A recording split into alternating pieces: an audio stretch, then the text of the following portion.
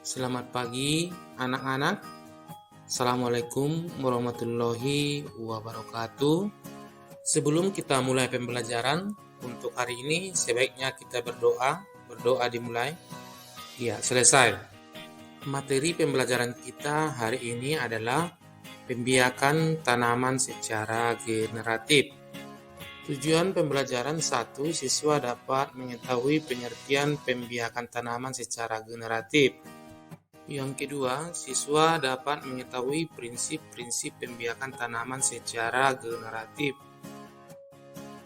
Yang ketiga, siswa dapat memahami teknik pembiakan tanaman secara generatif. Dan yang terakhir, siswa dapat melakukan pemeliharaan hasil pembiakan tanaman secara generatif. Nah, sekarang apa itu pembiakan tanaman? Pembiakan reproduksi tanaman adalah proses fisiologis pada tanaman dewasa untuk menghasilkan turunannya agar tetap lestari dan tidak terjadi kepunahan. Pembiakan tanaman dapat dilakukan secara generatif dan vegetatif. Pembiakan tanaman secara generatif dapat dilakukan dengan menggunakan benih. Secara vegetatif dapat dilakukan secara alamiah dan buatan. Secara alamiah dapat dilakukan dengan tunas umbi rizoma rimpang dan geragi. Secara buatan dengan stek cangkok kokulasi dan sambung atau grafting. Pengertian pembiakan tanaman secara generatif adalah cara memperbanyak tanaman dengan menggunakan bahan tanam biji, benih untuk dapat tumbuh menjadi tanaman baru yang nantinya akan menghasilkan produk biji. Alasan dilakukan pembiakan tanaman secara vegetatif. Pembiakan secara generatif dilakukan dengan biji. Pembiakan secara generatif memerlukan peleburan sel kelamin jantan dan betina, seksual.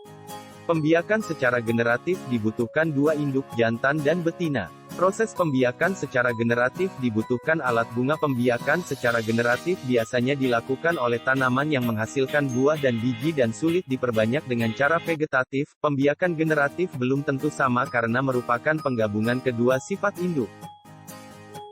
Proses pembentukan biji penyerbukan pembuahan bakal buah menjadi buah sedangkan bakal biji menghasilkan biji.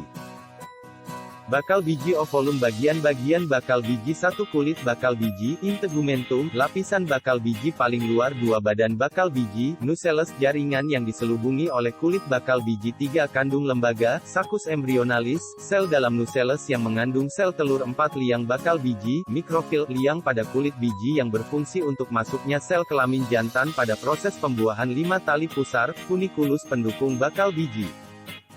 Pengertian penyerbukan polinasi adalah pindahnya serbuk sari, polen, dari kepala sari, anter, ke kepala putik, stigma. Tujuan penyerbukan silang untuk memperoleh jenis tanaman yang baru yang memiliki sifat-sifat yang diinginkan antara lain tanaman tumbuh lebih cepat dan kuat, hasil tanaman dipanen pada waktu yang lebih cepat, produksinya lebih tinggi, kualitas hasil lebih baik, tanaman tahan terhadap hama dan penyakit, tanaman lebih tahan terhadap perubahan iklim. Alasan dilakukannya penyerbukan silang tanaman hanya membentuk bunga betina saja. Bunga dari tanaman yang mempunyai putik dan benang sari yang waktu kematangannya tidak bareng bunga menghasilkan serbuk sari yang tidak normal, tidak subur atau hampa. Letak kepala putik dan benang sari dalam bunga tidak memungkinkan terjadinya proses persarian, tanaman bersifat inkompatibel sendiri. Nah, untuk hari ini kita cukupkan sampai di sini pembelajaran kita.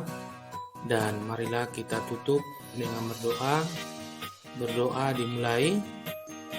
Ya, berdoa selesai. Sampai jumpa untuk minggu depan di pembelajaran berikutnya.